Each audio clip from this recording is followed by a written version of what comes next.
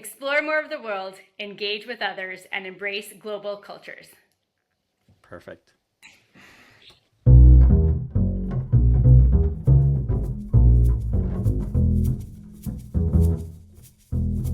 Welcome to today's Explorers, a series dedicated to sharing the inspiring stories and varying perspectives of those who have chosen to seek out life-changing adventure.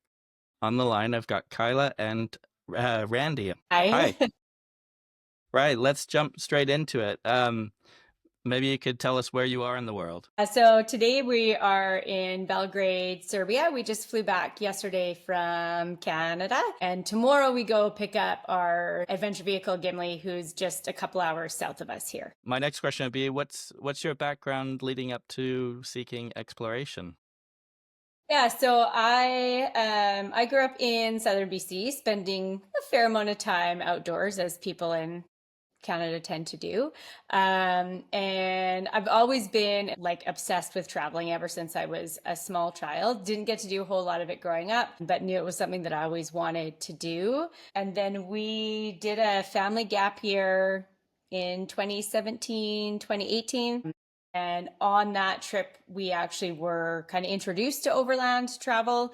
We met just a couple of people along the way who were into it in various degrees, and kind of came up with the idea of having our own adventure vehicle while we were on that trip. I think the clincher for us, we met a couple. They were from Brazil. We met them in Guatemala. They had a Defender. It had a rooftop tent. The inside was all converted. So we made friends with them, and they were on their way up to the Alaska Highway. And so by the time we were home from our big trip, we lived just We very basically live at the very beginning of the Alaska Highway, like at mile zero, right? Wow, okay. Mile zero. yeah. Where we live is often a staging point for people who are about to embark on the Alaska Highway up to Anchorage or wherever they end up once they Right, get. right. So this couple from Brazil, we met them in Guatemala. We carried on into South America, but they carried on driving north up into Canada, and then they stayed at our house for a couple of days while they did their laundry and did some repairs on their vehicle and just prepared for the big journey up north. So that was kind of the beginning of our Defender life, was meeting this couple, which was amazing. Wow. Can I ask who the couple is? I might know them. Fernando and Paula, I don't even remember their Uh, last name. They would have gone home pretty shortly after that. She actually was just newly pregnant when they were at our Oh, house. So it wow. was the end of their adventure, and they haven't done a whole lot of overlanding since then, really. no, not that I know of. They took their vehicle down to Florida, and I believe they shipped it back to Brazil from there. And I'm not sure they've done much more since they've had their new baby, who's now like probably Six, close to, seven. yeah, close to school Yeah. age now. Wow. Well, that's great that they inspired you to get into it. Were there any others that you were following or since then Well, that I think inspired you? the other big one, as soon as you start looking at the like overlanding travel, especially Defender specific, is Graham and Louisa Bell. So Power read all their books and kind of followed them along online. And that they have kids, right? There's not a whole lot of people, especially 5, 6 years ago when we were first looking at getting into Yeah. it. Not a whole lot of people out there doing anything like this with a family. And so they had two kids, and their kids were older than ours. So it made it feel really, really possible. Like Yeah, and we could attainable. do it. Yeah. Yeah, wow, yeah. Maybe that's the next question then. What is it like traveling with two kids? Yeah, I mean it's good. It makes it more of an adventure, I think. Obviously, there's four of us that fit into a small space, and we're reading through one of the other interviews that you did of two people in a Defender, made some comment about it being tight, and our kids were like, tight? They think it's tight with two people?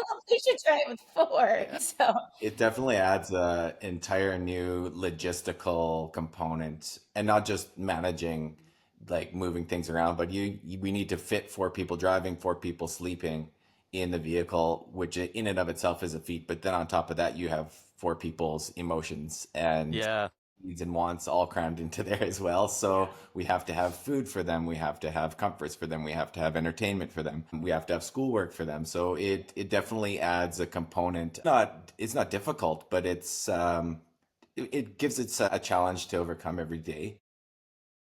But I mean, we've built the vehicle and managed ourselves and our expectations to the point where it's become kind of our norm, and it's good. We're very capable of navigating almost everything we encounter.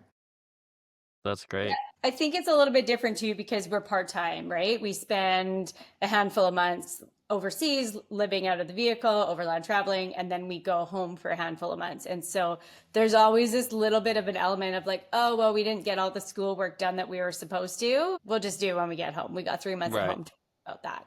Right. So it gives a little bit of freedom in that perspective, I Yeah, think. and I think the other thing is we always have kind of an end date. It's not open ended. So the kids always know that the discomforts that may come from our travels are going to be over, and we're going to go back to sleeping in our own beds and having more space to ourselves in 2 months or 5 months or whatever it may be. But they know that it's going to end. So I think they look forward to it, but they also look forward to coming back as soon as we're home. So they've kind of got this like kind of goalposts and mile markers, so to speak, that they can stake out their mental, I guess, framework about what their expectations are and where we're going and what's going on. Yeah, they've got those set expectations. Um, that's great. So, how does schooling work? Is it a set schedule or just kind of when they can? It's pretty much when they can. It's changing a little bit now, especially that our eldest is working on high school level courses. In Canada, homeschooling is pretty well accepted, and there's a Mm. very wide range of what you can do and what's available. So, up until this year, they've just been, I don't want to say unschooled, but very child led, parent led. We do what we want. We've had a math curriculum. They do some reading, they do some writing, and we talk about and learn about the places that we're visiting.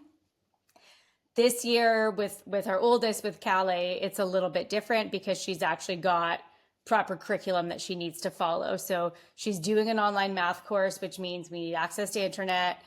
It's still at her own pace, but she doesn't want to fall behind because she wants to have it done by the time the summer rolls around.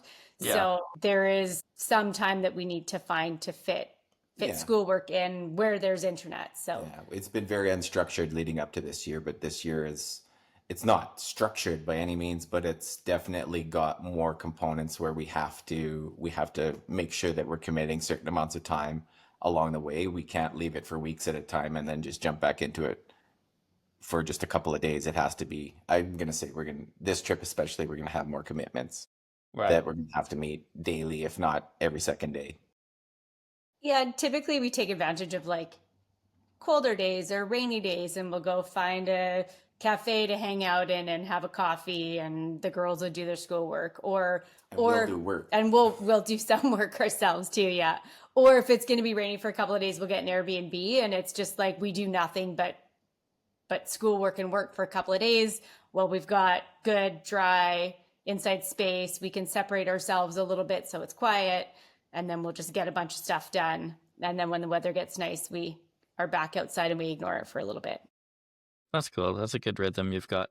Yeah, and there's always the argument of like, you're obviously teaching your children life lessons and they're seeing the world and they're getting a good education that way too, as opposed to, oh no, I shouldn't take our kids out of school. So they're getting that life lesson. Yeah, there's definitely a component of soft skills that they seem to really have a good handle on. They are excellent at communicating with adults and people who speak different languages, and Mm. they don't, I don't know what the right term is, but they don't shy away from human encounters. They're very much willing to dive in and experience life, whatever it may look like, which is, I think, part of our goals, but also something that we've just kind of achieved by putting them into a travel mode so frequently. Yeah, that makes sense. Speaking of special skills, do you guys have any special skills that you bring to your adventures? Kyla is a master at travel organization, whether it's booking or, well, basically everything involved with it. I'm more or less just the guy who carries heavy things and drives the vehicle. And Fixes the and checks the oil. Yeah. Yeah. Yeah. I think like Randy's pretty mechanically inclined. And so, especially if you're driving a Defender, but I think any overlanding vehicle, you need some basic knowledge or learn skills of how to know what's going on or know how to figure out what's going on and at least be able to fix little things. So that's pretty helpful, I think, because I'm not doing any of that. And yeah, I think I'm a pretty good travel coordinator, organizer. We don't tend to plan a lot, but I've got everything researched so that when we actually end up somewhere, we know kind of what we want to do, where we want to stay, good places to eat. And if we don't end up there, then that's okay. We'll end up there another time. My Google Maps is just like, it's full of pins. I actually can't even look at her Google map. It gives me a bit of anxiety because there's too many pins and I can't see the map. Yeah. And so obviously you're relying on the internet to plan your trip. Or do you have books as well that you've brought? We don't tend to do a ton of books anymore. Initially, like when we used to backpack, lots of books and travel guides, but yeah, Lonely Planet, we had stacks of them. Yeah. But that was pre-good internet. Yeah, and especially nowadays, everything is so accessible on the internet, and it's new, it's recent. So like in Europe specifically, we use overlander a little bit, but it's not as robust in Europe as it is in North America. But we use Park for Night a ton because you can go and read reviews and see what people have said within the last like 2 to 3 months, as opposed to opening up a book that maybe has something that's a couple of years old now and you just don't know what the situation is anymore. Right, yeah. No, that makes sense. Where have you explored so far? Like with the vehicle? Yeah. Yeah. I mean, with the vehicle, we started in April 2022. It was like fully done and we left Canada. Prior to like leaving our home, we did a little bit through the northern US and then the south part of Canada. But then, yeah, we left April 2022. We drove it all the way across Canada. So we did all 10 Canadian provinces.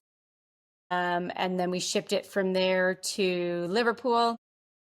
And at this point, we've done all of North and Western Europe, including Iceland. And then we've done all of it. Yeah. we're basically just down into the Balkans. Yeah. That's the last remaining countries that we intend on driving through, Yeah. which we will more or less this trip. So in the next 2 months, we'll be done almost all of Europe. The only lingering last country to drive through will be Cyprus. Okay. Which we intend on doing in the kind of the next stage of our travels after that. Yeah, we had left out Belarus. We came through from Sweden last spring. We went from Sweden down to Portugal. And we did go into Ukraine, but we opted to skip Belarus because we didn't really want to do Belarus and Ukraine back to back. And then when we were on our way from Portugal across to Serbia in the fall, we got to Croatia and I was just like, we can't. I'm too much of a box ticker. We can't leave this one country not done. So we essentially took about a week and drove up to Poland met up with a friend, drove into Belarus, had a big debacle there. So we ended up having to leave Belarus via Lithuania. And then we drove all the way back around again. So we've done plenty of miles across Europe at this point in time. Yeah. That's crazy. And your style is you have traveled for a while and then you go back to Canada for a while. Yeah. Yeah. Why is that? Yeah, I mean, so partly for Schengen reasons, right? We can only be in the Schengen zone for 90 days. And since that's where we kind of started, it's made sense to do our 90 days in and then go home for our 90 days out. We like having a home base. We like having the ability to go back home and connect with friends and family and feel like we've got kind of grounding somewhere. I'm still working, so I have an optometry practice with a handful of other business partners. I'm slowly kind of working my way out of it, but I do still have a license, which means I need to see 40 days about worth of patients a year. So getting home kind of for those 3-month stretches allows me to see enough patients to keep my license, gives other people the ability to go on vacation as well. Yeah, it's worked pretty good. I think the 90 and 90 out for the European leg of our trip has been really, really good. As we move forward and go, like we're looking at Middle East and then Africa next, I think we'll probably end up swapping. So we'll do more like 5 or 6 months at a time instead of 3 and 3.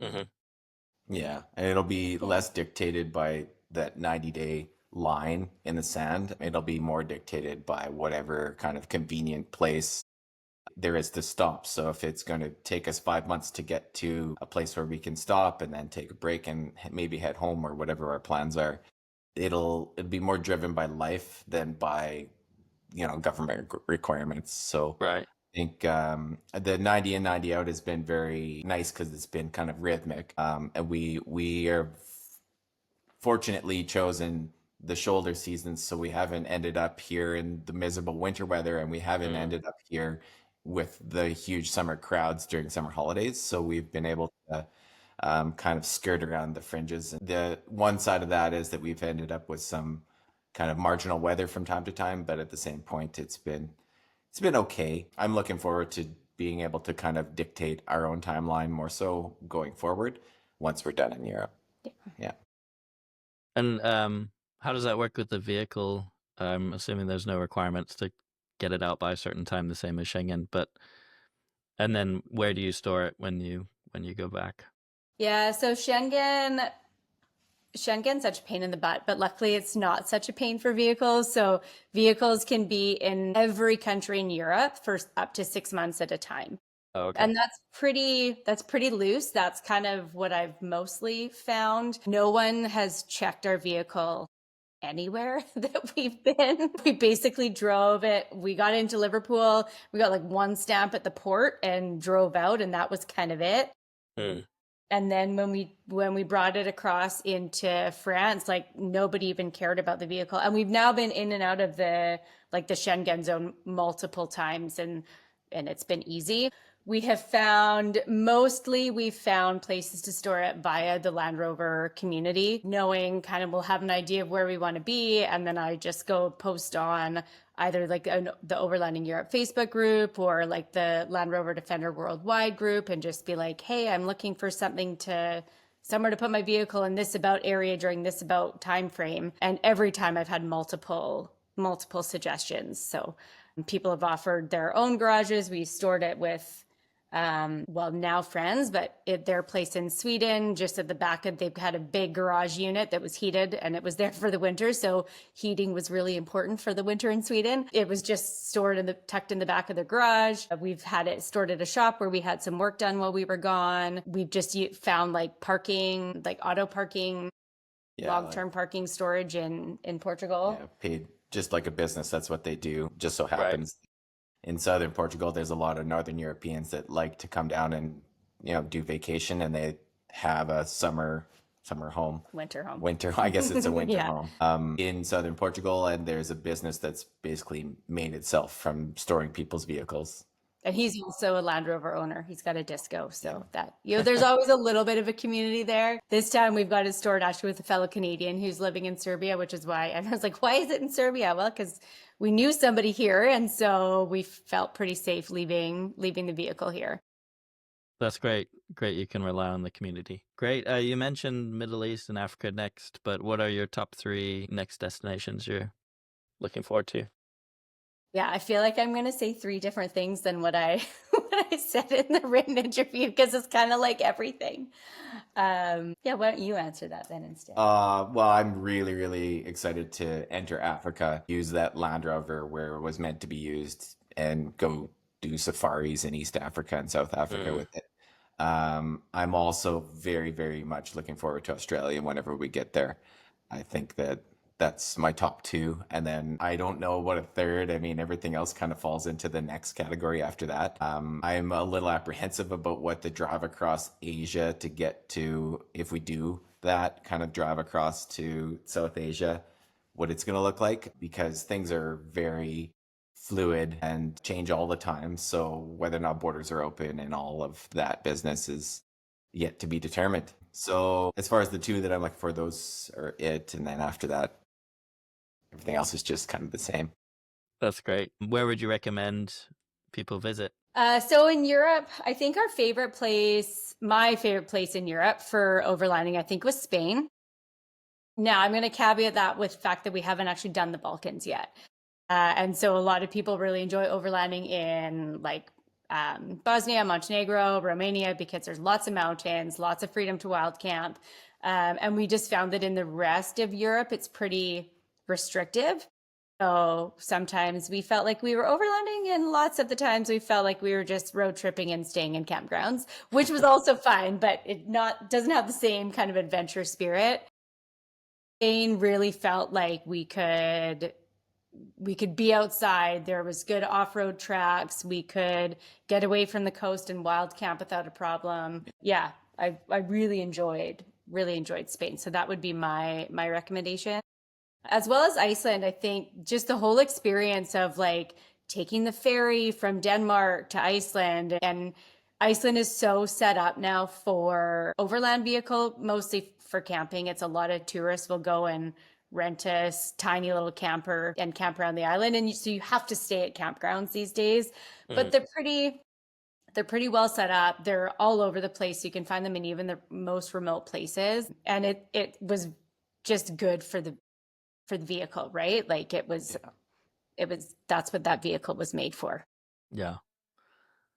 Speaking of your vehicle, could you give me a rundown of what age it is, what it is? You've already mentioned, but any modifications that you've made? And I'd be very curious how sleeping does work with two kids as well. That's on me. Okay. Yeah, that's on you. It's a 2003 Land Rover Defender 110 TD5. So it's a workhorse of a vehicle. It's meant for being a farm vehicle more than anything was the original intention, but it's also become kind of the gold standard in NGO vehicle in Africa. It's also become a militarized vehicle for the British military. So it's definitely kind of a robust platform. However, it's got a tiny little 2.5 liter diesel engine in it. So it's not super heavily powered. It chugs along down the road just fine, but it's good. It's sturdy. It is like a mountain goat. It just kind of drags us up and down every hill that we want to go. And we love it. Modifications, there's a list about a mile long of things that we've done to it. Kind of the number one as far as the sleeping is concerned is we've got a roof conversion on it. So okay. Many companies, but specifically the one we have is called Alucab. Alucab produced a roof conversion where you unbolt the original roof off the Land Rover, throw it into the scrap heap, and then you bolt on this new roof, and the roof has a bed built into it. So the roof goes up like a regular rooftop tent in a way, goes up kind of on a 45-degree angle, and then Kyla and I sleep in the bed upstairs, and then that bed actually pivots up on gas shocks as well, and gives us kind of this larger living space to sit in the bottom. Right. And then the other modification that we did for our girls to sleep is we built this modular storage unit slash bed. So it's a wall storage unit of 4 aluminum boxes that then are lifted down and put into the load bay in order to create a sleeping platform that's nice. It's long. It's about 2 meters long and about 1.5 meters wide. And that becomes a nice, great, big, flat sleeping bed for them. And it's got cushions on top. And then they just sleep in sleeping bags on top of there. Yeah, that was the biggest thing for me. Well, 2 things. One, I was just anti-rooftop tent. I didn't want to sleep in a bed that folded. I had something against a folding bed. That was a hard stop. So the Alucab conversion with a bed that stays flat all the time and just goes up and comes down solved that problem.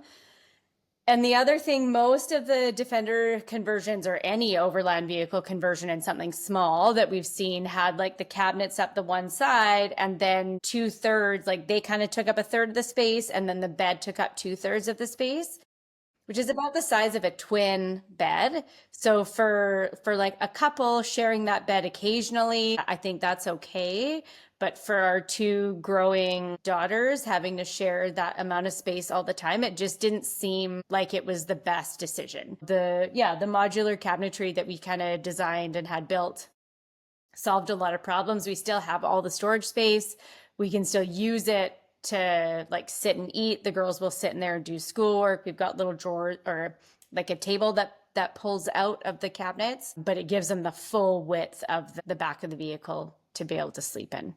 So I think that's big. Yeah. The one drawback of that scenario is it takes a little bit more effort to assemble the bed, so to speak, every night. And then we have to kind of put it back into road condition and move it back to the cabinet scenario in order to get all of our other things in to drive. But yeah, it's not fine. terrible. I think our setup time is maybe 4 minutes, Do 6. you have to adjust the passenger seats then, the second row?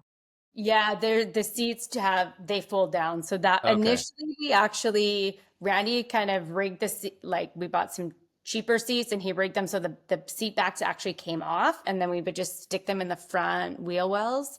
And then they had like a box that they had all their clothing and stuff that went on their chair to extend the sleeping platform. But that got a little bit cumbersome. And one of the other conversions or things that we've done, modifications, we have a kitchen box on the outside of the vehicle.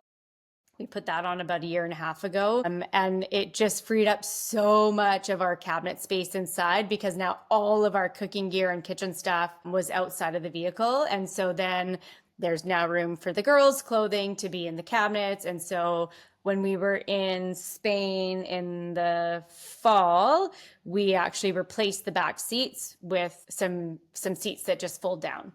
So it's super fast and easy. The seat backs just fold down and they've got just like a little 1-inch foam kind of pillow cushion that goes on top of those. So it's not as hard and that extends their sleeping platform for them. So. Gotcha. And you mentioned the kitchen box outside. Does that mean you cook outside then majority of the time or? We try to, if it's weather dependent. Yeah, for sure. We can cook inside. The problem with cooking inside is it's such a small space. We get so much humidity and condensation when we cook inside. So we definitely prefer to cook outside when we can, but we will cook inside if we absolutely have to. Do you have an awning at all on the? Yeah, we've got a 270-degree shadow awning that kind of matches the alucab. Yeah, it's built for it. Yeah. Right. Gotcha. Yeah, and then we also have a shower cube too. So the awning is mounted to the left-hand side of the vehicle, and then we've got a shower, and the kitchen box obviously is on the left-hand side of the vehicle under the awning. And then we've got a shower cube on the right-hand side of the vehicle. I don't think we've ever used it to shower in yet, to be honest. It's more of a toilet. Our little folding toilet goes in there when we need it. But most of the time in Europe, we've hit a campground or an Airbnb once a week or twice a week. So we shower there, and then we haven't really used our outdoor shower much. That makes sense. Moving on to equipment, could you pick like 5 pieces of equipment that you always bring with you? We actually, when we had a lot of conversations about this one, what our top equipment is. The toilet's a big one. I like having the toilet. It's super handy. We just have a little fold up toilet with a bag in it. Okay.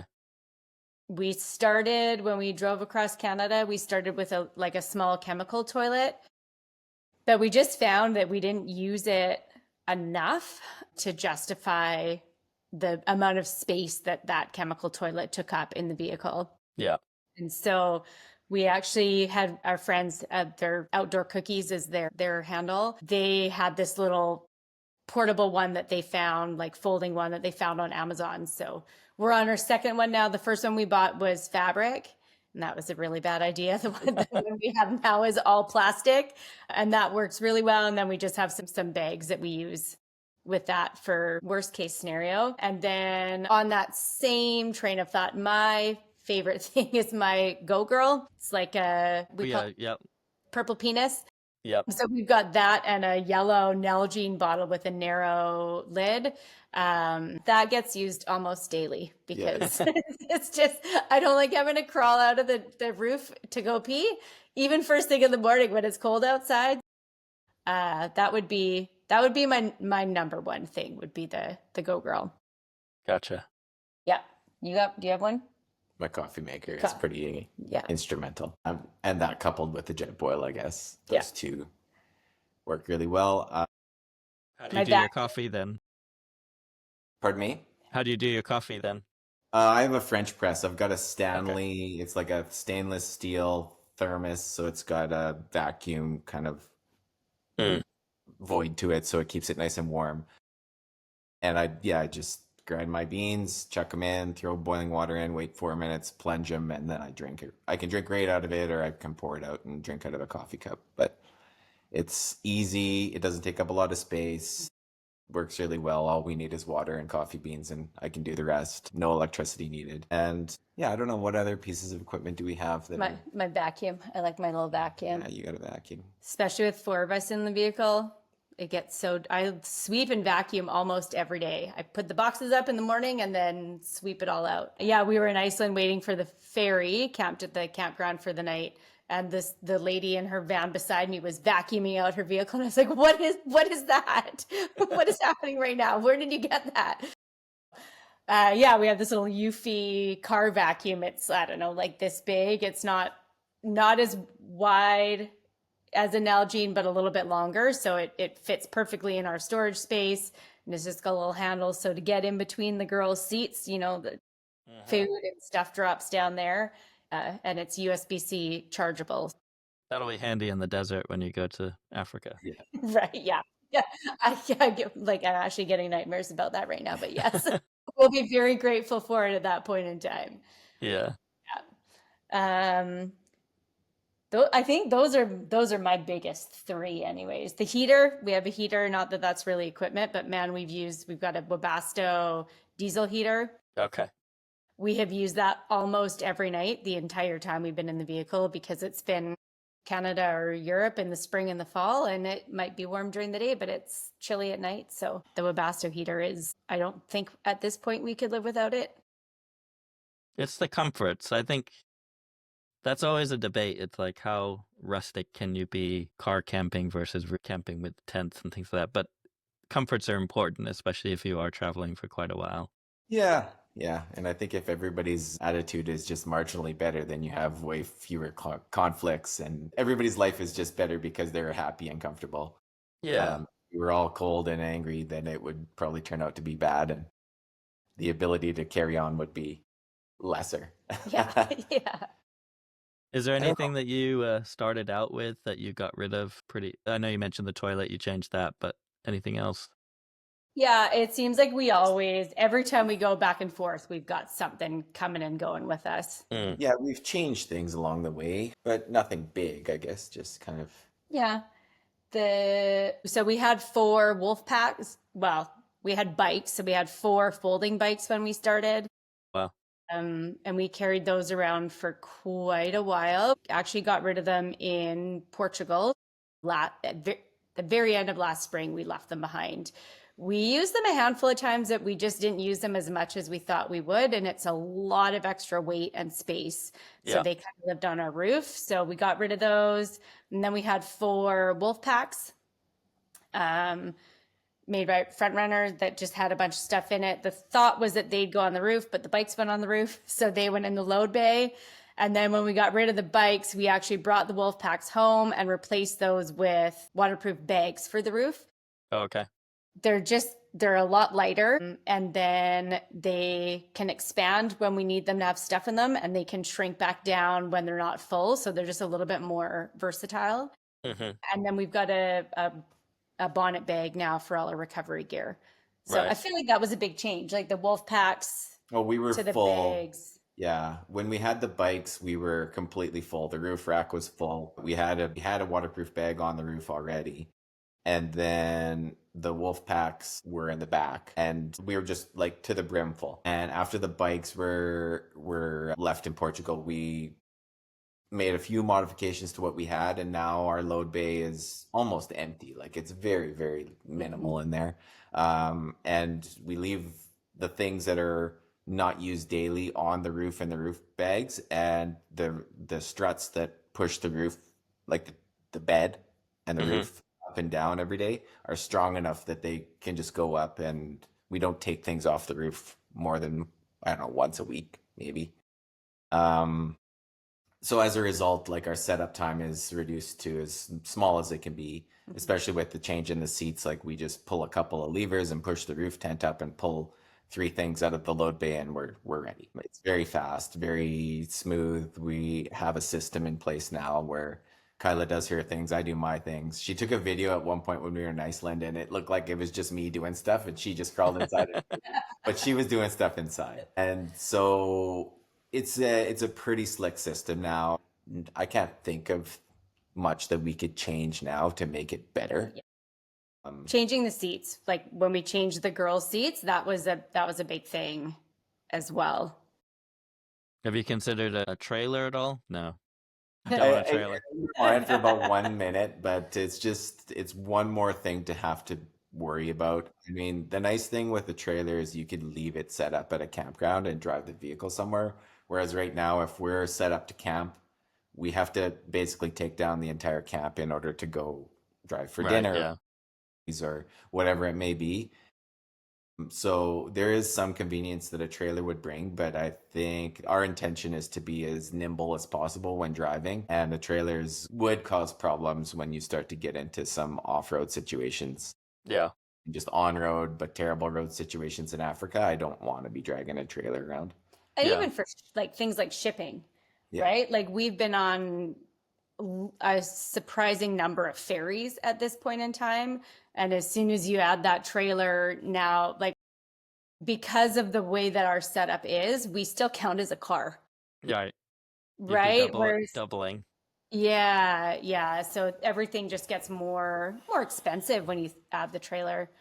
And I think we're good with the space. Like, yes, it's tight, but we're also feeling like we've got through most of the cold areas, and we're moving forward to places that are going to be a little bit warmer. Probably a year from now, we're going to be complaining that it's too hot. Yeah. But we'll be able to live outside. And then we don't need a trailer because we're outside all the time. Anyways, we've got a little small backpacking tent with us. So at one point when the weather's nice enough, the girls can sleep outside in that little backpacking tent if they want to. Mhm. So that's our version of a trailer, is our little tiny backpacking tent that we got with us, I guess. Yeah. Awesome. Let's move on to more of the reflective questions. What inspires you to explore? It's a tricky question. Like I think part of it is the kids. I want them to experience the world and see the world and know things for what they are, not just what they get through the media. Mm-hmm.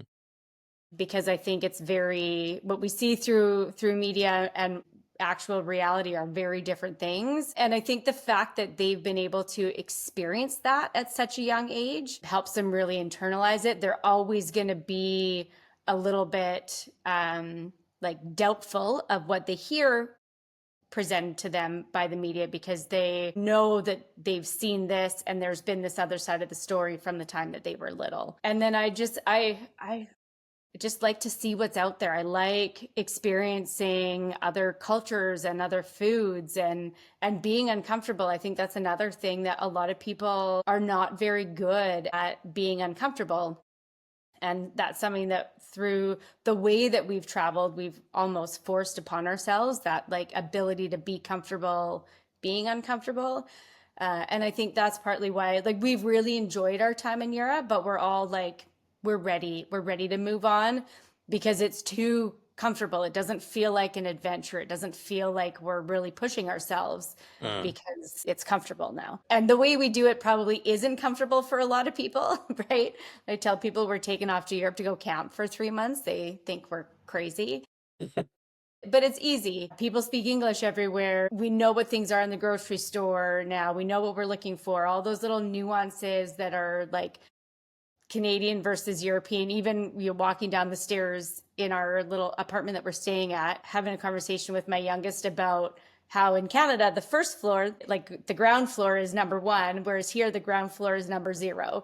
We've just like little nuancy things like that. It's not new and exciting anymore. It's just normal. It's time for something new and exciting. I think we like to push ourselves. I like to push myself. And so that's extended into travel too, getting into places that are not familiar, where the language, you maybe don't speak the language, you've got to improvise. I really enjoy those experiences, meeting people. The food, we all travel for the food. I travel for the food for sure. Sometimes I make bad decisions about the food, but that's just because I'm too adventurous, maybe. That's great. Something you said reminded me, because you said when people talk about you going off to Europe and camping, do you find when you go home and try to explain kind of what your adventures are to people who maybe stay in Canada, like does that inspire them, or they? I don't know. It's a weird balance of Most people Yeah. think we're crazy. yeah, Yeah. And I mean, a lot of our friends and even close associates are just used to us coming and going, and they know that we're always gone or home. So we get a lot of, "Hey, are you around?"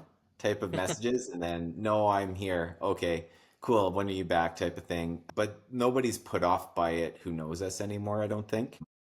But Yeah. when you tell somebody that you're flying to Serbia to take your personal vehicle, which you've stored over there for 3 months, and drive around, they think you're crazy, generally. Yeah, but I do think some people are inspired by it, right? Like we have friends that have did a family gap year last year. They took their truck and trailer and drove through the US and Mexico because I think us doing it makes other people recognize that it's attainable, right? And that there are lots of different ways to do things too, Yeah. right? I mean, we did our gap year, we backpacked like 2017, 2018. We did 30 countries in 12 months. About 6 months of that was in like Asia, Middle East. And and I think even that people were like, "Oh, you can do that? You can take off for a year, you can take your kids, you can travel with your kids." And so I think because we push things a little bit, it makes the easier trips seem more attainable for people, right? Yeah. Like Randy had a friend come and meet him for a week last spring because the girls and I went to Taylor Swift in Paris with friends and he was not coming. So he had a buddy come and the two of them went off for a week, got back, and he was like, "Yeah, like I can bring my family to Europe. Like this is something I can do with my kids." Obviously, he's not going to buy a vehicle and go camp for a month or 3 months, but the just that little glimpse is like, well, they're doing this, so we can do this. This is something we can handle. yeah. That's great. That's great that you Yeah, can but he inspire needed us. to experience it in order to believe it. You know, just to talk to him about it at home wasn't enough. He had to come and say, "You know what, none of this is hard." Yeah. Right? The roads are good, the people are fine, the food is excellent. My family would enjoy this. But until he actually came and did it, I think it was just Still a too far-flung idea, right? But once he did it, he said, "Oh wow, yeah, definitely." So then they're planning on coming later this spring, provided his health is okay. He broke his leg snowboarding, so Yeah. we'll see. How do you engage with other people? I mean, a lot of that I feel like is online, right? Like we meet a lot of people online. I'm super grateful for the Defender community. It's this really little niche family community that everybody reaches out all over the place. And we're both pretty social people. And so we find it easy to find other people. I think the fact that we're traveling with the kids helps that as well. But even just like, chatting with people, if we're staying in an Airbnb, getting to know the hosts or chatting with someone in the, cafe where we stop for lunch, those little interactions are nice. But I think we find more meaningful interactions with, someone that we meet camping, or especially if we're off at a wild camping spot and there's other people there that are living maybe a more similar life or doing something similar. Mm-hmm. Those connections are easy to make. But I mean, we've been invited to stay with people all over Europe. We stayed with friends that we had never met. We spent a night with them in Barcelona. We just like chatted with them online before that. We went and spent the night with them in Barcelona. We're going to meet them in Greece for 10 days in the next couple of weeks here. Wow. Like it's kind of one of those communities where I think if you put yourself out there, it's given back to you. Yeah. Yeah, and the fact that we have a home base and where our home base is helps as well, because we're, like Randy said earlier, we're about an hour from mile zero of the Alaska Highway. So most people who bring their vehicles or ship their vehicles to Canada or the US, they plan on doing the Alaska Highway. So pretty much every summer, we host a handful of people at our house, either going or coming. Wow. And so that, I just feel like we give, and so because we give, we're taken care of. Yeah. It's given back to us. So The Yeah. one thing though is like we get really good at forming bonds with people in very short windows. Mm-hmm. So and that short window may be anything between like 2 or 3 days to 2 or 3 minutes. And we've had, like Kyla said, we've hosted people who I think will be lifelong friends, and they've come and stayed at our house, but then we will meet them when they're back in Germany or wherever it may be. And I think there's just this commitment amongst the kind of transient mobile community, especially Land Rover people, that, I know you. The next time we cross paths, we'll know each other again and we'll just catch up like it was 2 days ago type of thing. But very compartmentalized. So we had, almost every one of our interactions with everybody is brief, Mm-hmm. especially while we're traveling. But that's not to say that they're not substantial. They're just short. And I think that we have made lifelong friends that we will meet up with again in 1 year or 5 years or 15 years or 30 years. And it will be easy to catch up with them again whenever our cross. And I'm sure that they will with almost everyone, whether it's because they're coming to Canada or because we're somewhere else, or we both happen to be somewhere else, which has happened already. We met a couple from Germany when we were in Eastern Canada, so they weren't even at our home. And then we just happened to cross paths with them again in Sicily. Wow. And they came to our They did house come to our after, house. while they were crossing Canada, they came and stayed at our house. And then we met up with them again in Italy. And now they're basing themselves back in Germany. So the next time we're back through Germany, most likely we will go find them. That's great. Yeah. Amazing. Why is it important that we embrace global cultures? Yeah, I mean, I think the world is becoming so globalized. Like the distances between A to B are so small these days. Just the fact that you can hop on a plane and be somewhere you can be almost anywhere within 24 hours. And our goods come from all over the world, right? Like you order something and comes from China and it's like 2 days delivery these days. It's kind of crazy. And so I think as the world becomes more interconnected, understanding and respecting and appreciating other people's differences is really important. Especially coming from a North American, more Eurocentric background, it's really easy to get stuck in the way that we do things because we live a very comfortable life. It is very easy. We've got, financial stability and all of these things that make our lives easy and comfortable. And so it's easy to look down on people who don't live an easy and comfortable life until you've experienced it and realize how rich their life actually is. And again, that comes down to the kids too. I think the world that our kids live in as adults is going to be very different than the world we're living in as adults. And the more aware of and comfortable they are with other people and other cultures and other experiences is just going to make them a lot more adaptable and successful, I think, in whatever success looks like to them. Absolutely. Yeah. That's amazing. What have been some of the challenges that you've experienced on your travels? Breakdowns. You mentioned Belarus as well. I was curious. Oh my God, Belarus. Belarus was, yeah. I'll tell the Belarus story because that was that's the most recent and it was kind of wild. So we went into Belarus, no problem, no issues, whatever, it was fine. Then we tried to leave, knowing that the border between Belarus and Poland, they were only letting Belarusians and European passports through. But we're like, we've got a Canadian passport. Like they're gonna let us through. We're Canadian. So not like we're like trying to like sneak in as a refugee. They didn't let us in. So we waited in line forever, virtual queue first, and then all the queues to get through the border.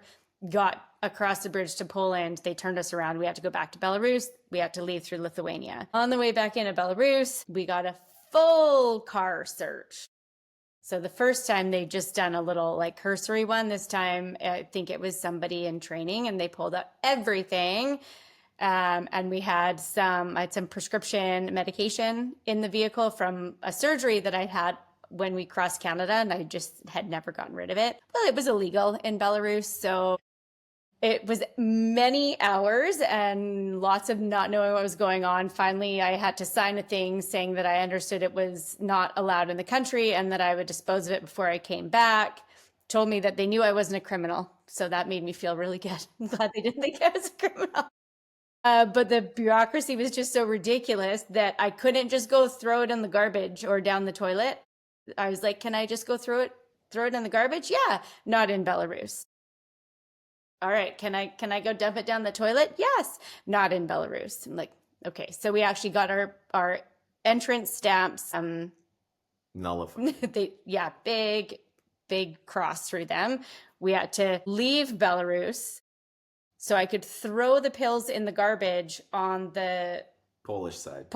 well, not even on the Polish side. It was no man's land. It was on the bridge between Belarus and Poland. So I threw them in the garbage, and then we went back in, and then we had to wait in all the customs lines again to get back in. So it was, I think I don't know. We went from the fine tooth comb to the rubber glove real quick. Yeah. And it was definitely challenging, like just keeping your emotions in check, and we all did really, really well. I will commend Kyla and the kids. Everybody took it in stride. I mean, there was a moment where we were worried Kyla might be thrown in jail. You were worried. But once we kind of got through it, it was just like, yes, we've gone through the ringer now twice to enter Belarus, because they are very, very diligent about checking people as they enter. So then when we had to do it a third time and all we were trying to do was leave, it was something that like you just want to like lose your mind. You really do. But we all did really, really well. I was and it was like really impressed. We're talking hours. Like I think got called to leave Belarus at about 1:00 in the afternoon. And by the time we got back in for good, it was like 5 a.m. Wow. So we're like, no one slept because you're like in and out. The girls are like dozing in the back seat. And then we had to get out that day. Like our visa invitation letter expired at midnight, and it was 5 a.m. and it was a 4-hour drive to the border. And we didn't know what the wait was going to be because we were like 18 hours waiting in the virtual queue just to get out through that border. So we were super panicked because we were like, are we going to get out in time? It was fine. The other border, there was nobody waiting. We drove straight there. Randy stopped at every gas station along the way to buy caffeine and Red Bull to keep him away. I don't drink Red Bull ever, but I stopped for Red Bull. But yeah, and then we ended up in Lithuania. So we got just a little bit of extra driving than we anticipated. Yeah, wow. That sounds challenging. Of all the borders we've crossed, it was definitely the most challenging, for sure. Great. On the flip side, what's been the most meaningful moment so far? You have an answer? Yeah, I have an answer. Yeah. Honestly, it's little moments. It's when you're sitting, enjoying a cool beverage with your family around you, watching a sunset over the ocean in Spain, or up on a mountaintop with we had a fox come and kind of hang out with us while we were eating supper. And there's just these little moments where you're just in it and everybody is content, and everything around you is just so unique and amazing that it just pays for all of everything else we've had to go through to get there. It's just so good, and something that I've loved. These little snippets, waking up in the morning and having a coffee, watching the sunrise wherever we may be, is usually good. They're just small. There's nothing really profound. It's not like we've had these big mega epiphanies, but at the same point, I've really enjoyed the little things. Yeah, I think it's those moments where you can actually slow down and really be present. Yeah, for sure. One day at a time. Yeah. Those little moments. One moment at a time. Yeah. One experience at a time.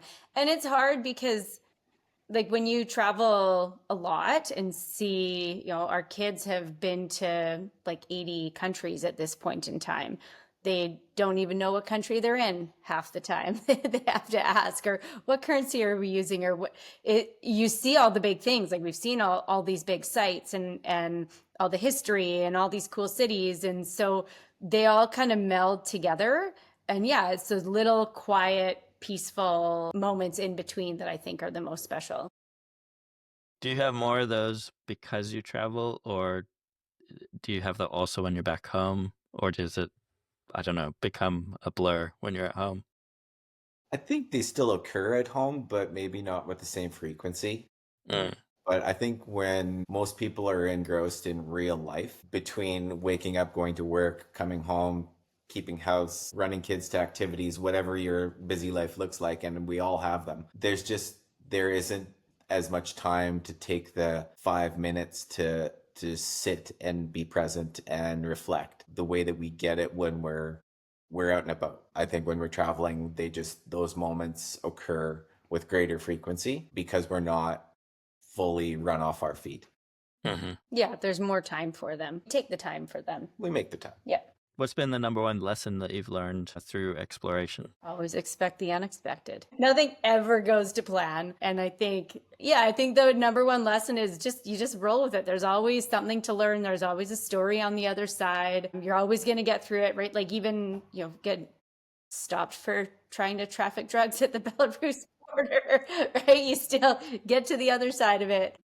There's always crazy things that happen, right? Like even the little normal things that we don't even think of as being a big deal, for some people would be a big deal. And so, yeah, I think the biggest thing is just learning to be flexible and take a deep breath and roll with it. And there's something better on the other side. And enjoy it. And enjoy, yeah, sometimes it's hard to remember to do that. Yeah. Yeah. And like, it's hard at times to enjoy some of these challenges, but at the same point, maybe it takes getting out of it and reflecting back on it to enjoy it. But I mean, I look back at some of the most crazy things we've done with really a lot of fondness. And maybe because we just were able to endure, or maybe because it actually was amazing at the time and I just was too, overwhelmed with my emotions maybe to see it at that moment. But when I look back on it, yeah, there's a lot of things that we've done that I think they were hard in the moment, but they're really, really influential in who we are and what we do and how we interact with the next thing, whatever it may be. Oh, that's great. So Explore More has a mantra, which is explore more of the world, engage with others, and embrace global cultures, something we've touched on a lot. But what does that mean to you when you hear those words? Honestly, I think it's just how we live our life. Like that mantra is like our mantra. Yeah. Like honestly, as soon as I read it, I was like, yes, this is it. This is it. Right. I think without it, you're sheltered and you don't know what you don't know. I think you asked about, how we've influenced people or what we do, whether or not others have been inspired. It's interesting though, just the way that some people have gone about, maybe they're not doing vehicle travel like us, but just the fact that they're willing to embrace going out and doing other things that maybe they wouldn't. For sure, some of that's happened. And some of it's been because we've held their hands and they've come with us, and we've done that first and then they've said, hey, I can do it on my own. But we definitely have some very close people to us that have kind of embraced more, right? And whether it's just going out and doing it, or pushing their limits to do something other than maybe the resort holiday, that type of thing. But even just like when you go down to the cultural end of things, I think that then all of a sudden people are saying, hey, look, like I went and did this with Randy and Kyla, and they said that this over here was amazing, whether it's India or something else, I'm going to go do the same. And I think that in the end, hopefully we're doing good. I don't know for sure we are. Yeah. Encouraging other people to do the same, or their version of the same. Yeah. Yeah. To end our interview, what advice would you give to others who are on the fence considering life-changing adventure? Just do it. You won't regret it. Yeah, there's never going to be a right time. There's always going to be an excuse or something that could get in the way. Just do it. And know that everything's reversible, right? Like you don't need to have all your ducks in a row and then go and then feel like you can't go backwards, right? I know a lot of people get stuck in that, well, if I go do this, what if I don't like it? Well, then you don't like it. And then turn around and do something else, pivot and do something different. But once you take that first step forward, it's easier to take all of the rest of the steps. Yeah. The 0 to 1 type of mentality. Yeah. 0 to 1's always the hardest. Yeah, and it's interesting. Your style with having your home base proves that, because a lot of people you talk to, they've sold their house, all their possessions, and then gone on the trip. But you've proven that like you can still have a home base and just go out, explore, and then come back. Yeah. And I think that's an important thing to look at. So many people think it's all or nothing, right? And to be fair, for some people it is. Some people, in order to do it, they have to sell everything at home because that's the only way to fund it, right? So there is, a handful of people where it has to be all or nothing. But I think the majority of people could find somewhere in the middle. We Airbnb our house while we're gone, right? So we took all the time to get it all set up, and then that helps cover all of our costs at home while we're away. And that was a good happy medium versus selling everything and taking off forever, because that does feel permanent and then you don't have as much to come back to, or it's harder to come back and get started in the first place. Yeah. I think social media does a really good job of kind of romanticizing the sell everything to travel the world. And that makes people feel like it's not possible because they don't want to sell everything to travel the world. I think it's really important to know that that's one end of the spectrum, and there's a whole spectrum from here to there. It doesn't have to be all or nothing. You could just rent your house out for a month and go for a month, and that's great, right? Yeah. Yeah, there are options. There's lots of options.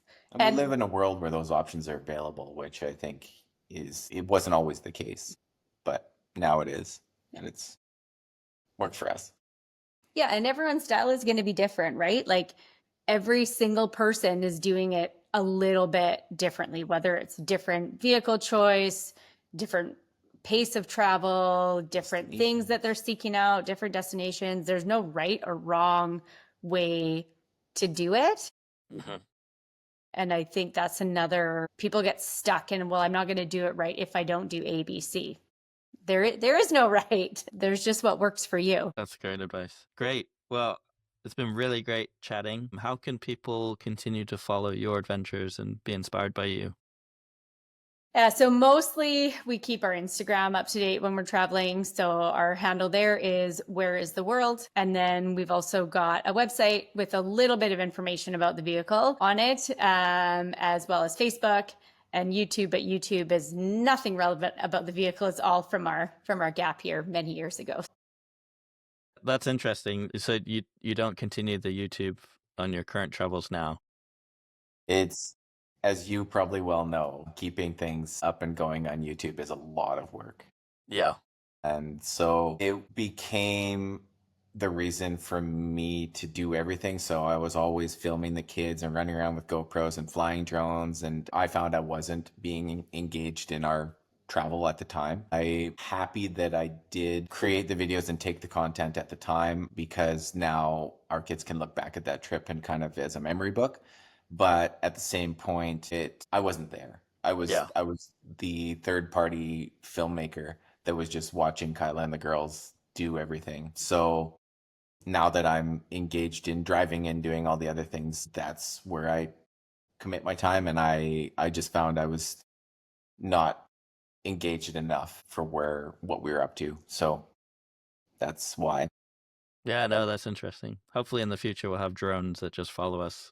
Yeah. I mean, there is better tech now too, right? Like you can get a 360 camera and just strap it to you and it's easier. Maybe not as good, but I just found like I was more concerned about getting shots and getting the girls to do the things that I wanted to get the shots and make the place look as magical as possible. Yeah. Than just enjoying the jumping off of cliffs with them, right? It was all about taking the shot. Yeah. Amazing. Great. Well, thank you so much for taking the time to chat and share your story. It's been really inspiring. And I will leave you to continue on your adventure again. Yeah, awesome. Thanks so much, Charles. Yeah. No worries. Hey, thank you so much for watching the show. If you want to share feedback, please hit the comments below or head over to exploremore.com/feedback for more information. If you want to see more interviews and other content, then please hit the subscribe button. Cheers.